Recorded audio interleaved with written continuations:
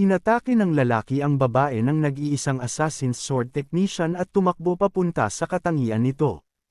Halos kunin na ni Gu ang babol nang bigla siyang itulak ng dalaga palayo sa kanya. Gayunpaman, para sa swerte ni Gu, nakuha pa rin niya ang katangian. Sa huling sandali, si Xiang ay napuno ng kapangyarihan ng katangian. Napansin ng prinsesa na kabisado ni Gu ang pamatay na aura at hindi niya maisip kung paano niya nakuha ang kanyang kakayahan.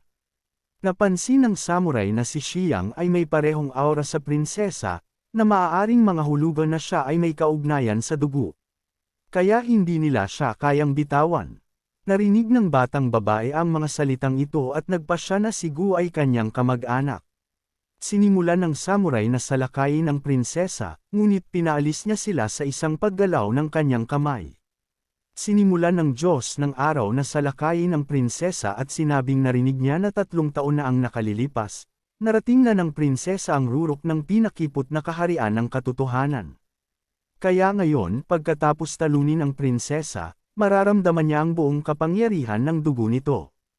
Inatake ng batang babae ang Diyos ng araw bilang tugon at sinabing hinding-hindi niya ito matatalo dahil wala ito sa kanyang kapangyarihan. Si Hyua, na nakarinig ng kanilang pag-uusap, ay nagpasya na ang prinsesa ay malamang na isang reincarnation ng dugo. Tinanong ng babaeng kasama niya si Shiren kung ano ang ibig niyang sabihin. Sumagot si Hua na ang mga taong gumawa ng muling pagsilang na ito ay may espesyal na talento na pinapangarap ng lahat ng immortal na magsasaka.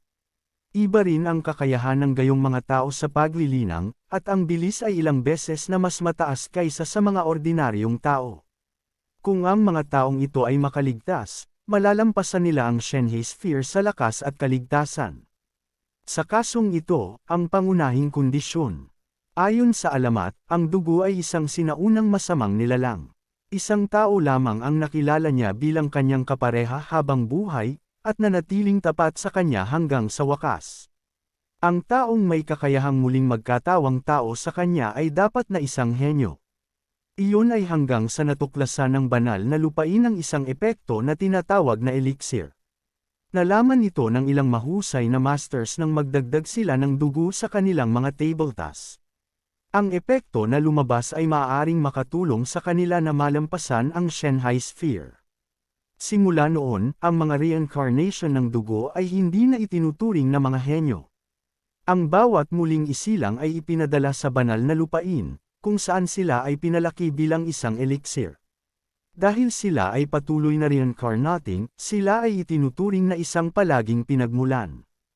Ngunit ang mga materyales para sa elixir iyon ay, nalaman ng mga bata ang tungkol sa kanilang kapalaran at tumakas.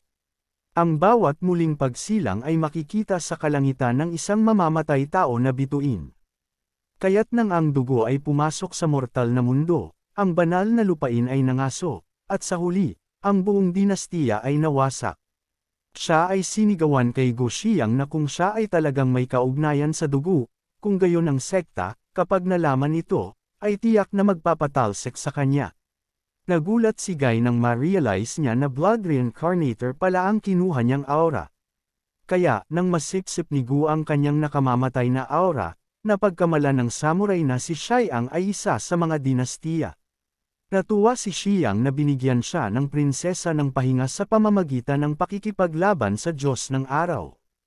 Ang Diyos ng Araw ay lumilipad mula sa susunod na pag-atake ng prinsesa at kailangang bumagsak sa lupa. Ngunit ang kamay ng isang tao ay mabilis na sumalo sa kanya. Ito pala ay ang Panginoon ng Langit. Ang lahat ng samurai at ang Diyos ng Araw mismo ay lumuhad sa harap niya at labis na natutuwa na sa wakas ay dumating na ang Panginoon.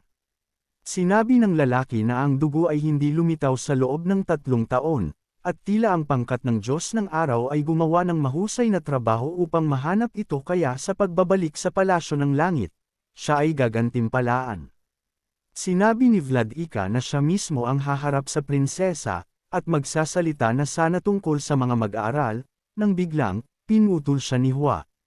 Nagpakilala siya sa kanyang entourage at sinabing handa siyang tumulong sa pagkuha ng dugo.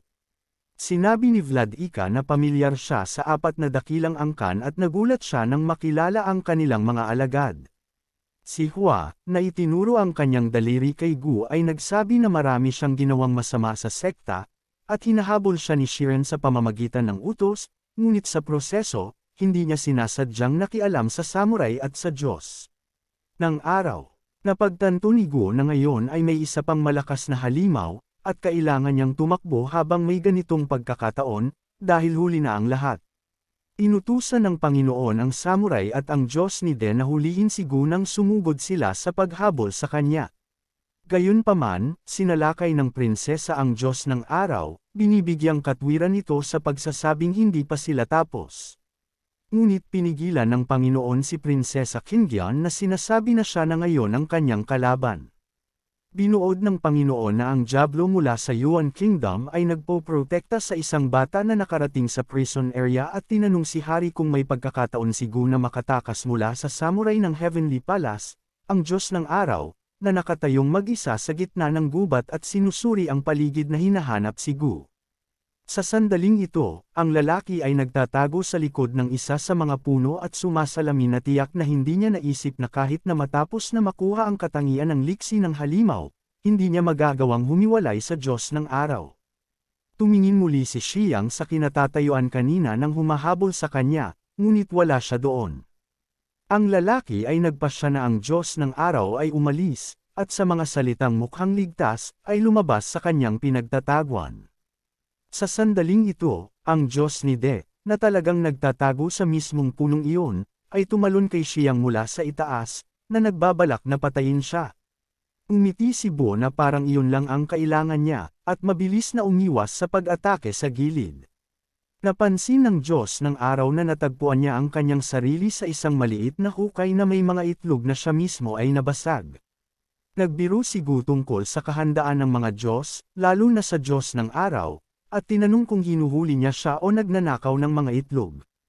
Sumagot ang kalaban na akala niya ay naghanda si Gu ng bitag laban sa kanya, ngunit bago pa siya makatapos, isang malaking ahas ang tumalon mula sa gilid at pinindot ang God of Death sa puno ng isang puno na nakabalot sa mahabang katawan nito sa paligid niya. Sinabi ni Shiyang na ang halimaw na nasa kanyang harapan ay isang python na umabot sa 4th rank at ngayon ang lakas nito ay nasa level ng Giant Region. Idinagdag din niya na ang halimaw na ito ay palaging lumilitaw kapag may gustong mag-imbot sa kanyang pugad. Nagbiro si Gu na ang Diyos ni De ay walang kabuluhan ng basagin niya ang mga itlog ng halimaw na ito at pinayuhan siya na maghanda upang madama ang buong galit ng isang demonyong hayop ng 4th rank. Ibinuka ng ahas ang bibig at akmang sasalakayin ang Diyos ni De, nang bigla niya itong pinigilan sa isang galaw lang ng kanyang kamay. Sinabi ng Diyos ni De na ang kaawa-awang halimaw na nasa 4th level lamang ay hindi kayang talunin siya. Tumayo si Shiyang sa ulo ng ahas at sinabing hindi ang halimaw ang lalaban sa kanya, ngunit siya sa sandaling iyon, kinuha ng lalaki ang mga katangian ng kagalingan ng kamay, pagnanasa sa dugo at lakas mula sa halimaw at ibinaba ang kanyang espada sa mga salitang, ang mga mamamatay tao ay palaging naghihintay ng payback. Pinutol ng pag-atake ang hayop at tinamaan ang Diyos ng araw, ngunit hindi kritikal, sinabi ng kalaban na nakagawa ng isang nakamamatay na pagkakamali si Gu nang magpasya siyang gumamit ng python upang mapupuksa siya, dahil hindi iyon isinasaalang-alang ni Shiyang sa pagkakasunod-sunod. Upang maging isa sa 12 Diyos ng mga gumagala sa Yuanya Kaharian sa makalangit na palasyo, dapat maabot ng isa ang saklaw ng condensed na katotohanan. Bilang tugon, tinawag ni Gu ang mga salita ng Diyos ng araw na walang kaparirakan, at sinabi na ang kanyang kalaban ay malamang na napansin na siya ay bumagal at ngayon ay humihinto lamang hanggang sa pagdating ng iba pang samurai. Ang Diyos ni De ay sumagot na ang isang kaawa-awang batang lalaki tulad ni Gu, na may antas ng chi confinement area lamang, ay hindi makakatalo sa kanya. Matapos ang mga salitang ito, ang kalaban ay nahulog sa lupa na pagod na pagod. Sinabi ni Shiyang na ang kanyang espada ay nabasa sa lason ng King Cobra, at itinago niya ito para kay Wash Iron. Ngunit kung hindi dahil sa espada, hindi magagapi ni Gu ang Diyos ng De. Napagpasyahan ni Shiyang sa kanyang sarili na sa kasamaang palad, pagkatapos lumipat sa antas ng sphere ng condensed truth, Chi, ang paglilinang ay nagiging mas panloob, na nangangahulugang walang mga babol na may puwersa ng buhay sa paligid ng Diyos ng araw. Nagpasya si Xiang na kunin ang maskara ng God Wanderer ng Heavenly Palace dahil posibleng maging kapaki-pakinabang ito sa kanya sa hinaharap. Biglang tumakbo palabas ng gubat si Hua Xiren at ang kanyang tatlong escort. Napansin nila ang pinaslang na Diyos noong araw, at medyo natakot kay Gu. Gayunpaman, sinabi ni Hua na kahit na siya sa antas ng rehiyon ng GUN, ay hindi makikita ang kapangyarihan ng Diyos ng araw, at ang isang walang kwentang disipulo tulad ni Gu ay hindi makakapatay sa kanya. Napagpasyahan niya na ang Diyos ng araw ay malamang na nakikipaglaban sa isang python at marahas na inatake ni Xiang mula sa likuran. Sinabi ni Gu na ang bersyon na ito ay kawili-wili, ngunit siya ang nagtakda ng demonyong hayop sa Diyos ng araw. Inutusan ni Hua ang kanyang mga escort na hulihin si Xiang at ihatid siya sa Panginoon ng Langit, at ang tatlong disipolo na sumunod sa kanyang utos ay agad na tumakbo patungo kay Gu upang salakayin siya. Isang nakamamatay na aura ang lumitaw sa paligid ni Xiang, ang lalaki ay hindi natakot sa katotohanan na ang dalawang estudyante ng hindi bababa sa 8th level ng pagkakulong sa Qi ay tumatakbo ng diretso sa kanya, na itinaas sila sa hangin sa isang galaw at pagkatapos ay ibinaba sila sa lupa. Si Hugh na nakakita nito ay sumigaw na imposibleng walang may-ari ng 6th level of Qi sa harapan niya. Kung hindi, paano niya mapapabagsak ang gayong malalakas na kalaban na dalawang ranggo na mas mataas sa kanya gamit ang isang kaway ng kanyang kamay? Sumagot si Xiang na hindi pa rin niya maintindihan kung bakit siya sinusubukang patayin. Hulaan ni Gu na gustong pasayahin ni Hua si Sister Xia, at lumalabas na kayang patayin ni Xiren ang isang tao na unang beses niyang makita ng hindi tumitingin, kahit na hindi siya nagtatanim ng sama ng loob sa kanya. Sinagot ni Hua na, dahil gustong malaman ng lalaki ang mga dahilan, dapat niyang isaalang-alang ang kanyang kahinaan at ang katotohanan na ang pagpatay sa kanya ay ang pinakamadaling opsyon. Pagkatapos ng mga salitang ito, tumakbo si Xiren patungo kay Gu na may dalang espada upang salakayin si Xiang ay napansin na si Xiren ay nasa gitna ng Yuan Sphere, na nangangahulugang hindi siya matatalo ni Gu, dahil ang kanyang Hua ay may higit na enerhiya, ibig sabihin. Mabilis na matapos si Xiang. Dapat kunin ni Gu ang isang pagkakataon para menas siya at bugbugin siya ng buong lakas. Matapos pag-isipan ito, sumigaw si Gu kay Hua na kung gusto niya itong patayin, hayaan siyang subukan. Biglang sumugod si Hua kay Gu, ngunit mabilis itong tumakbo palayo. Hindi naintindihan ni Xiren kung paano ito naging posible, dahil ang ganitong bilis ay hindi bababa sa antas ng teknolohiya ng mundo. Si Xiang, na nakaupo sa isang puno, ay nagtanong kay Hua kung ang isang disipulo na papasok sa nangungunang 30 ay hindi makakasabay sa isang outer sect disciple na pupunta para sa promosyon.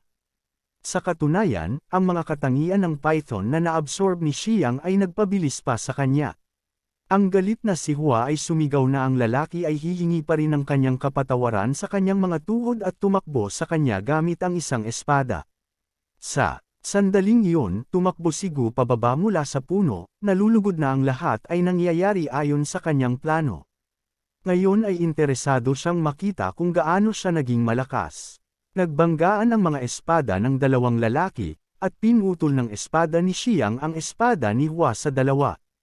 Pagkatapos noon, lumipad si Xiren at bumagsak sa lupa. Nilagyan ni Gu ng espada ang lalamunan ni Hua at tinanong kung ano ang pakiramdam ng pugutan ng ulo ng isang disipulo na tulad ko na tinatawag si Hua Master. Nagsimulang sumigaw muli si Xiren na imposible ang nangyayari, dahil si Xion ay nasa 6th level pa lang ng pag-aaral ng Qi, at nasa kalagitnaan siya ng isang Qi meeting, at hindi siya kayang talunin ng lalaki sa isang suntok. Naisip ni Xiang na ang kombinasyon ng mga kakayahang iyon na nagawa na niyang kolektahin ay maaari pang talunin ang isang tulad ni Hua ng sabay-sabay. Ngunit malakas na sinabi ni Xiang na hindi niya inaasahan na magiging mahina si Hua. Naisip ni Xiren na bagamat siya ay pabaaya, tila si Xiang mismo ay hindi umasa na maitaboy niya ang kanyang pinakamalakas na atake. Sumigaw si Hua na nahulog siya sa mga kamay ni Gu sa pamamagitan ng kawalang ingat. Tinawag siyang brat, at hinimok siyang lumaban minsan, kung hindi siya duwag.